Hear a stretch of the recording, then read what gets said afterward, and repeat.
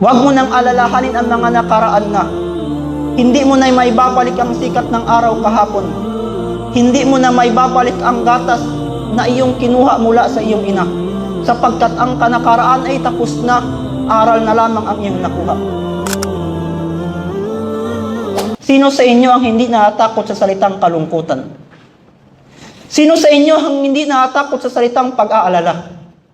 Sino sa inyo ang hindi natatakot sa salitang paglulumbay? Lahat tayo, wallahi, thumma wallah. Lahat tayo natatakot sa kalungkutan, sa pag-aalala, sa paglulumbay. Pero gusto ko munang ibigay sa inyo ano ang pinagkaiba ng mga ito. Mal farqu bainal huzni wal ghammi wal hammi. Ano yung pinagkaiba ng kalungkutan, ng kapighatian at ng paglulumbay?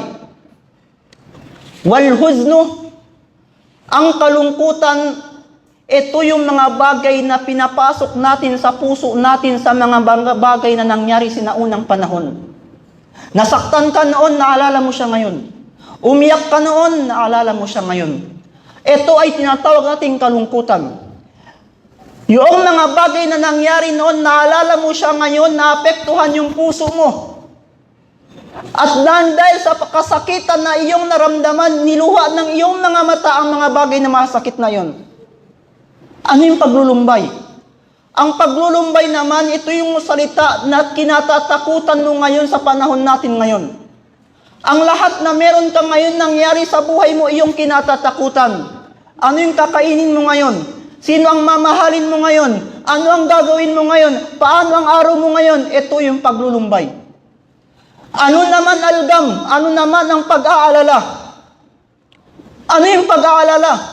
Yung pag-aalala naman, ito yung kinatatakutan natin na mangyari sa buhay natin na hindi pa siya dumarating. Yatawakka bihal qalb. Yung iniisip na ng puso natin sino yung ating mga kasama. Iniisip na ng puso natin ano ang paroroonan natin. Iniisip na ng puso natin kung ano ang mangyari sa kinabukasan natin. Wallahi qala azza wa jalla ata amrullahi fala tasta'jiluhu. Sinabi niya Allah, darating din ang lahat ng ipinangako sa inyo ni Allah subhanahu wa ta'ala. Wag na wag kayo magmamadali. Ang kalungkutan nagdaan na. Sinabi ni Dr. Aid al-Qarni sa kanyang kitabo La Tahzan, kung inyong naalala, wag mo nang alalahanin ang mga nakaraan na. Hindi mo na maibabalik ang sikat ng araw kahapon. Hindi mo na maibabalik ang gatas na iyong kinuha mula sa iyong ina. Sapagkat ang kanakaraan ay tapos na, aral na lamang ang iyong nakuha.